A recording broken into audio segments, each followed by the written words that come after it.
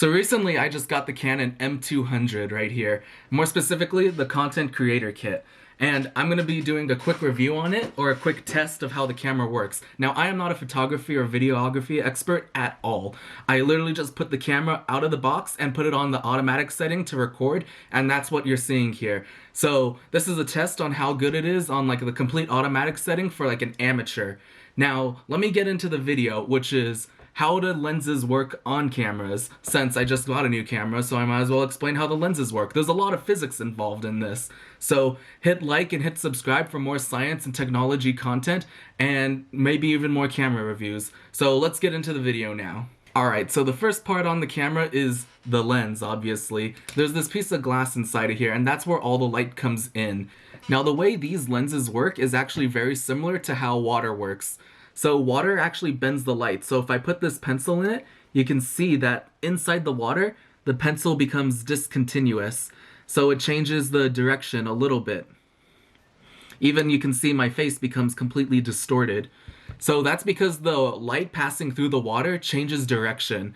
And so that's what's being done by the lenses inside this camera. The lenses are changing the direction of light to focus it onto the sensor through the aperture of the camera.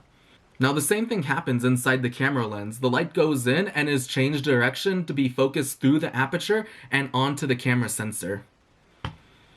Now inside of this lens is a bunch of pieces of glass. Some of the pieces of glass are able to be rotated outside from the barrel of the camera, and some are not.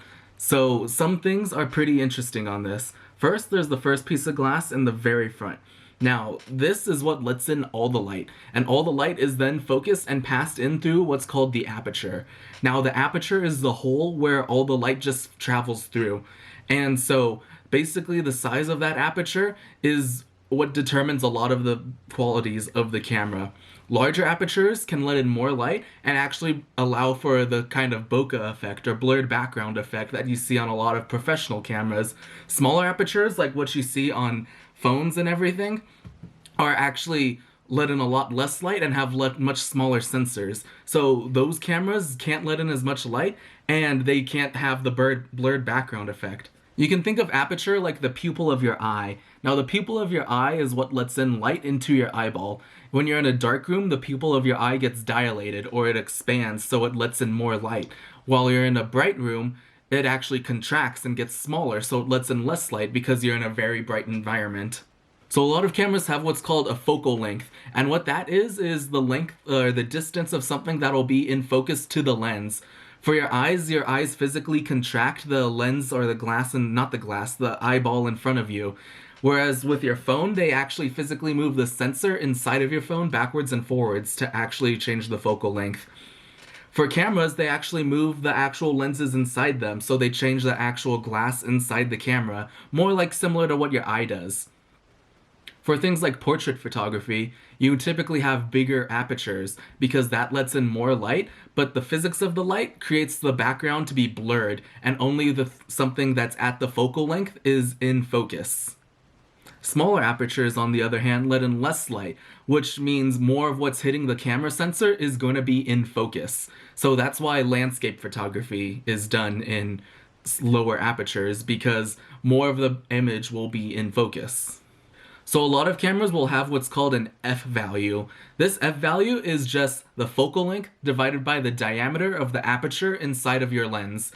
So this shows that the larger apertures will actually have lower f values, or the bit longer focal lengths will have higher f values. So for example, again, landscape photography, you want a higher focal length.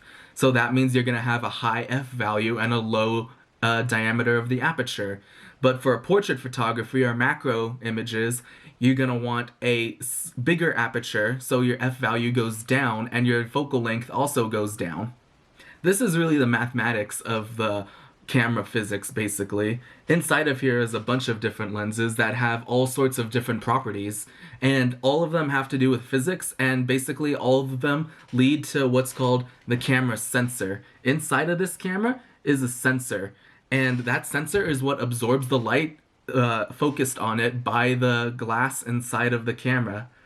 Now, how that sensor works is when a photon of light hits the sensor, it triggers what's called a phototransistor. Now, this phototransistor will create a current running through it, and that current is stored digitally into the camera and then is used in digital electronics to run code on the camera to process the image. Typically, this code could be in like hexadecimal form, not typically very binary. But anyway, that gets into more digital electronics instead of camera physics. I hope you enjoyed the short explanation of how camera lenses and the camera sensors work. I'll be definitely posting more videos, so like and subscribe this video for more science content and also technology reviews. Awesome. I'll see you in the next video. Bye.